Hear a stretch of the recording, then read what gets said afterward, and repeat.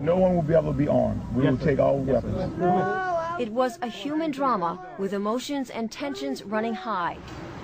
Patty Connie is still trying to recover physically and emotionally. They really did a number on me. From the day police forced her from her home. It was traumatic. All of a sudden, they were banging on the front door, the side door, and the back door. And they said, "Let us in." Patty tried to explain. She was on dry land, she had plenty of food and water, and didn't want to abandon her dogs. But it didn't matter. If you see 6 or 8 police that look like linebackers pushing you in a corner, you're in shock. I'm saying, look at all my food. I got plenty of food. They kept pushing me back, and ended up like this. Then, Patty showed them a small revolver she was carefully holding in the palm of her hand. A camera crew was there to capture what unfolded next. I said, "It's not even loaded." And I dropped it on the floor. You got a gun? Well, they punched me in the face. Look at my black and blue marks. Look at what they did to me. They dragged me out of here. I really thought they were going to kill me. I really did. We were coming back across the lake is when we got stopped by Coast Guard and St. Tammany Sheriff's Department and the National Guard by gunpoint. We had identification. We were coming back from a house that we were taking the weapons out of so criminals wouldn't break in and steal them. And we've had policemen tell us that that's what they wanted us to do, but not the sheriff in St. Tammany. They just wanted to confiscate them from us.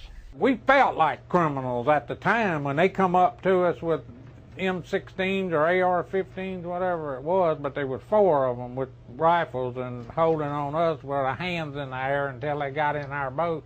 So they got on the boat and they asked us, "Do you have any loaded weapons?" Yes, we do. They're in the 2 back compartments. Wayne went to show them where the gun was, and he screams, "Don't touch it. Don't even move. I'll get it." I thought it felt like it was un-American and then we had been violated when they took. Like I say, we were shell-shocked. We were just sitting around looking at each other and said, "We just got our guns taken away from them." They took them. And they didn't have a right to take them. They didn't have a reason to take them. That was the thing. We did nothing wrong. But they took them anyway. He said, "Be thankful we're taking your guns here." Why should I be thankful? Well, if they catch you with them on land, they're going to take you straight to jail. We live in proof that all they have to do is say, "Look, this is the law." You had that feeling that you were violated. They took something from you. They stole something from you. That's the only way to put it. They took something that they didn't have a right to take. What'd you come and get my gun for? I'm a good citizen. Marie Galatis, a Baptist minister, faced the same story in her neighborhood. The same threats by thugs, the same lack of police. But she never once felt afraid. And I had my Bible, and I had my gun, and I knew I was safe. And I tell you what, I'm a Annie Oakley if you come fool with me or my family. I'm gonna let you have it, buddy. Marie knows she was lucky. She was never forced to leave home and didn't have her firearm confiscated. It's going against my constitutional rights as a citizen. But Marie remembers how upset she got when the police department threatened to take her firearm. You're letting the thugs get away with everything, and you're coming to honest, good citizens and taking away their protection, and it is wrong, wrong, wrong. What I feel is that we're losing control of who we are as a nation. Robert Zoss was forced to evacuate when a tree destroyed both of his family's homes. Loaded with dogs, kids, people. Then, as they were exiting through downtown, the unexpected happened. These cops came out of nowhere, said stop, and asked, do we have weapons in the car? And I told him, yeah, I do. He said, get out the vehicle, had us all sit cross-legged in front while they searched the vehicle. I had a .22 long rifle. My tenant's girlfriend had a .22 pearl handle revolver given to her by her grandmother or grandfather.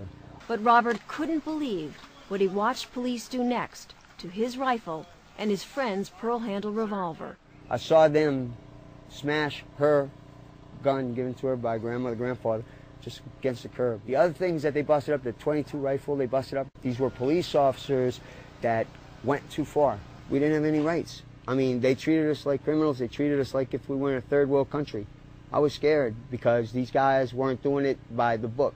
There was mayhem. New Orleans police did not have control of the city anymore. So the only plan they thought, I guess, was to take the guns away from the people. Heed the warning of what this was. You know, this is like Australia.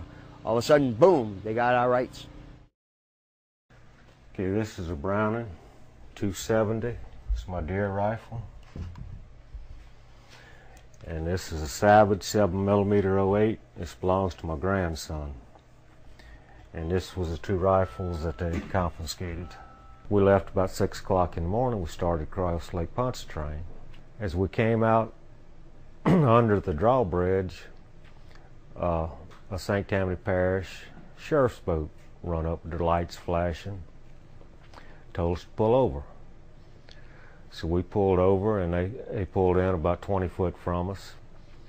And they had 5 guys in the boat, and they had assault weapons, and they pointed them at us and asked if we had any weapons on board.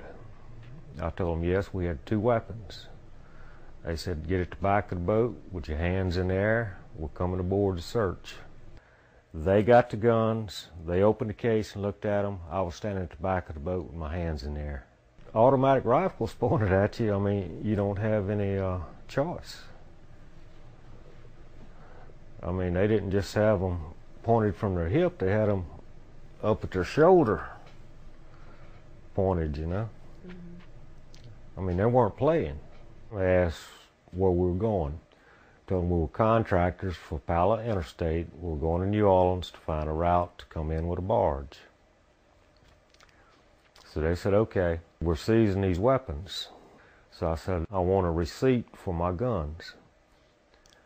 They said, no, we're not giving receipts.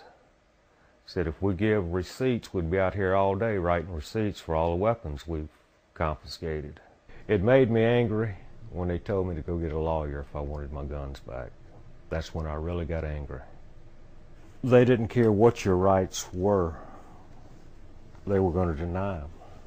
It's not America as we've known it before. It's changing.